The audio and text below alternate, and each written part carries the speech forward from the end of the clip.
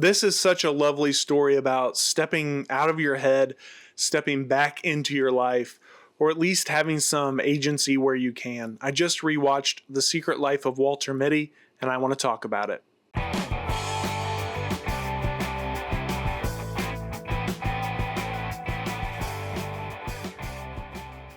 Walter Mitty is a quiet, withdrawn man who works as a negative asset manager at Life magazine.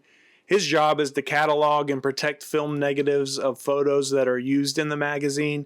He's been handling the work of legendary photojournalist Sean O'Connell for years. As Life prepares to shut down its print division, the magazine plans one final issue, so that means one final cover image. And when the negative for that photograph goes missing, Walter is pressured by management to locate it. He believes that Sean may have it and that there are clues to his whereabouts. So Walter leaves his carefully controlled routine and begins trekking across the globe in search for Sean and that elusive negative 25. It all sort of starts as a simple work errand or task, and it turns into this unexpected global journey. Walter travels from New York to Greenland, to Iceland, to the Himalayas. He's following these clues where Sean may be, and he's slowly shedding his fears and the habits that have kept him stuck for so long. Along the way, Walter daydreams less and less, and he becomes an active participant in his life. Ben Stiller plays Walter Mitty, and he does it restrained and sincere. Stiller dials back on his comedy, though he's got the chops, and he's not playing for laughs, but he does get them still. He chooses to play Walter emotionally introverted rather than someone who's sort of socially inept.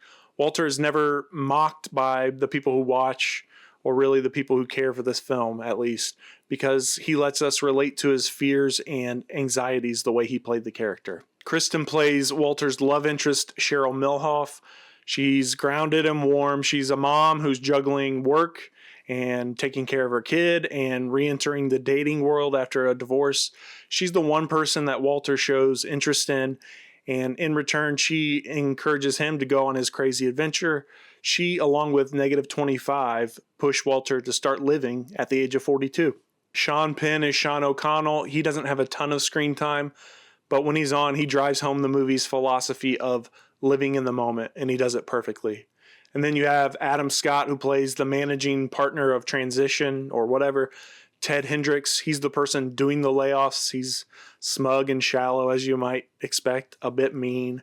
He can't see what he's pulling apart and what he's unraveling with his work. The people and the lives that put so much into Life magazine over the years, it's all just numbers and deadlines to him. So we hate him. Ben Stiller directs here, and I have to say it's impossible not to start making connections to Severance, which he also directed the majority of the episodes for. I mean, even in the posters or the promo materials, these men previously trapped in their minds who are now in motion. The corporate slog and the split self in Severance between work and outside life, but in The Secret Life of Walter Mitty, Walter's daydreams and what's really happening around him. Walter also kind of works in this archive room that's severed from the rest of the Life offices. And of course, we got Adam Scott in both. I could see Stiller really locking into directing as he ages. Escape from Dannemora was great recently, but he also had The Cable Guy growing up, Reality Bites, and Tropic Thunder. All that's in his bag already. He has the chops, and I don't think he gets recognized enough for that. Or maybe he's starting to now. Visually, in Walter Mitty, you lose yourself in the landscapes. I love that they shot these in the real world. Iceland does fill in for most of the places, like the Himalayas and everything, but they were out there doing it. You see these vast tracking shots of Walter's journey. Sometimes he's just a little dot that you can make out. He's out there conquering the world and his fears. That shot where he's climbing to meet Sean, and it goes from one side of the mountain to the other above him, unreal. In keeping with that, most of the time, when they could, they had Ben Stiller in frame, actually skateboarding on that hilly road. Him and Adam Scott gliding through the cars on a real road during that daydream segment where they're fighting with Stretch Armstrong. And I think most impressively, Ben Stiller swimming in the open ocean with 6-foot swells. I appreciate the work and the real elements because When most of the frame is real, where you do have to use CGI on the shark and things like that, it doesn't stick out as much. There's enough real world work going on. The moments where Walter slips into and out of fantasy are so perfect. He comes back to reality on a trigger word or someone poking his nose, his face. Sometimes you're not sure what's going on probably in the first watch. It's been so long since my first watch. I think most recently I watched this with my whole family and the whole room was dying laughing during the more ridiculous dreams like the Benjamin Button sequence. And as Walter experiences more in his life, those daydreams become fewer and far between.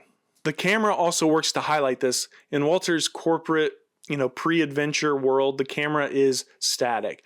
But as Walter moves about the earth, the camera loosens up as well. It's all such great visual storytelling. Lastly, the soundtrack evokes sort of this bohemian lifestyle or the idea of being on the move at least. It's indie folk heavy, but then it does have one of the great needle drops of Bowie's Space Oddity where the daydreams, the adventure, and the courage needed to make this final leap all come together in one perfect moment. The frame that sums up the secret life of Walter Mitty to me is when he's running through the halls of the Life building to take his leap of faith, to go get on that plane, to leave the country and try to find Sean and Frame 25.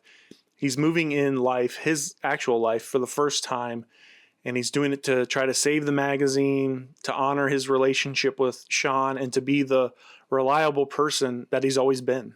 I always get a bit choked up in this sequence with the life motto on the tarmac and the plane messages as he's about to leave. I'm including that all together. But as he runs through these halls, he passes famous photographs of great people, John Kennedy, Martin Luther King Jr., Muhammad Ali, and then there's Walter, and kind of this sliver of his daydream working himself into the magazine. And on the cover it says, "The Making of a Brave Man." It's so good and uplifting. Overcoming fear and anxiety and self-doubt ring out so much in this movie. Also probably wrapped up with all of those elements is learning that it's okay to not always be in control. Early in the film, Walter is escaping the world often because his imagination is a safe place. He can control the outcome. He's really felt no sense of control since his dad died when he was 17, but in his mind, he is safe. He keeps missing out on relationships and real world things that are happening though. So I'm a sucker for really watching him work through those, trials every time I put this movie on. There's a shift that takes place in Walter's definition of adventure, or maybe that's just what we see as the viewers. He's always sort of daydreaming of being an archetype of a man that maybe he thinks he should be, someone who dives into burning buildings to save a dog, or romances women with his poetry falcon, beating the crap out of Ted, which, go for it, Walter. But what really matters is the simple things he ends up doing, trading for the longboard to give to Rich, being there for his mom and sister. He's sort of filling his own cup with experiences so he doesn't feel like he's lacking. He's becoming more enriched on the inside throughout this movie. Sean O'Connell drives home a lot of meaning in this film with one simple act: not taking the picture of the elusive snow leopard. It's not all about his work. It's not about, proof of his greatness or displaying his talents. If there's a moment that he likes and he wants to live in, that takes top priority. Sitting and being present in the moment is not a fruitless affair.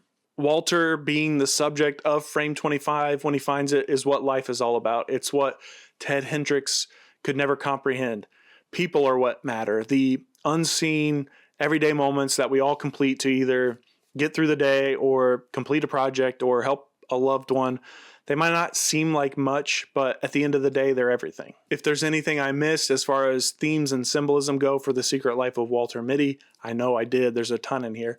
Let me know what resonates with you in the comments. The pivotal moment to me is Walter hopping on the longboard to make it down to the town at the bottom of the hill. He's truly breaking free at this moment. He's been uptight in his travel and frantic most of the time, but it's at this moment where it all settles in for him. He's alive, maybe for the first time. I mean, certainly alive for the first time since his dad died, most likely. He had to go to work right away. He gave up his skateboarding dreams to provide. And at this moment on the hill, he's back on the board. He's in touch with that version of himself that had been dormant for so long. And it's a risky maneuver what he's doing here to do at his age, but he's given in fully to the experience. This is one of my Letterboxd top 4, so I don't really want to give any problems, but I will say some people may not recover from the early flashbacks. I think if they stick through the movie, maybe watch it again later in life, they will grow to appreciate them.